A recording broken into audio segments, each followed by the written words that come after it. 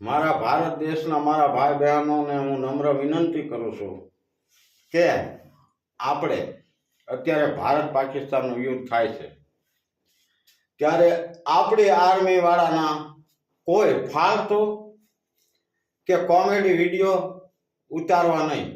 કારણ કે જ્યારે એ 40 કિલોનો વજન લઈને જતો હોય ને ડુંગરની પહાડની ચોટી ઉપર, ત્યારે આપણે બધાય જે નોકરી કરતા હોય કે ધંધા કરતા હોય એ નવા કપડાં પહેરી ઇન્સર્ટ મારીને ચશ્મા પહેરી અને ઓફિસે બિંદાસથી નોકરીએ જતો હોય, અને ખેડૂત ખંભે પાવડો કે કોદાળી લઈ અને બિંદાસથી વાડીએ કામ કરતો હોય તો એ કોના પ્રતાપ? આપણી આર્મીના જવાનોના પ્રતાપે. ત્યાર પછી જ્યારે એ રાત પડે અને એ એક જ ધારા ઉપર આમ તેમ જોવે અને આંખને મચક ન મારે, એક નીંદરની વાત તો નીંદર પાસે, ત્યારે આપણે આપણા રૂમની અંદર ઉપર પંખો ફરતો હોય, એસી ચાલુ હોય અને 1.5 મણનું ગાડલું હોય એની ઉપર આપણે ચેનથી સૂતા હોય. કોના પ્રતાપ?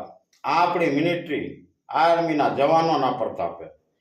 ત્યાર પછી સવારે 9, 10, 11 વાગે તોય આપણી મિલિટરીના જવાનો નિશાન તાકી અને પાણીનું બૂંદ નહીં અને સિનેમા ગોળી ખાવા તૈયાર હોય, ત્યારે આપણે જ આપણા ઘરે 3 ટાઈમ દાળ ભાત શાક રોટલી અને સફરજન આપણે આરામથી ખાતા હોય છે. કોનો પ્રતાપ? આપણા આર્મીના જવાનોનો પ્રતાપ. દોસ્તો, તો હવે આપણે વિચાર કરો કે આપણી માટે જો આપણી આર્મી જવાનો આપણે આટલું કરતા હોય તો એની માટે આપણે પ્રાર્થના કરાય. આપણે બધાને ભેગા થઈ અને જ્યાં સુધી આપણી આર્મી વિજય ન બને ત્યાં સુધી આપણે પ્રાર્થના કરવાનો વારો છે.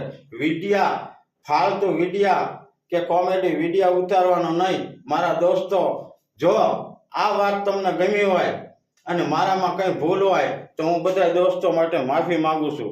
બાકી આપણને ફોલોવર, સબસ્ક્રાઈબર, કોમેન્ટ અને લાઈક આપણને ગમે ત્યારે મળી રહેશે, પણ આપણો એક શહીદ ઓછો થશે, આપણો એક ક્રાંતિવીર શહીદ થશે ને તો એ આપણને પાછો નથી મળવાનો. એટલે એની માટે આપણને ગર્વ હોવો જોઈએ કે એ તો બધું પછી કમાઈ લઈશું, પણ આપણો આ ક્રાંતિવીર આપણે ખોવો નથી. એના માટે આપણે ભોળાનાથ ભગવાનની પ્રાર્થના કરવી જોઈએ.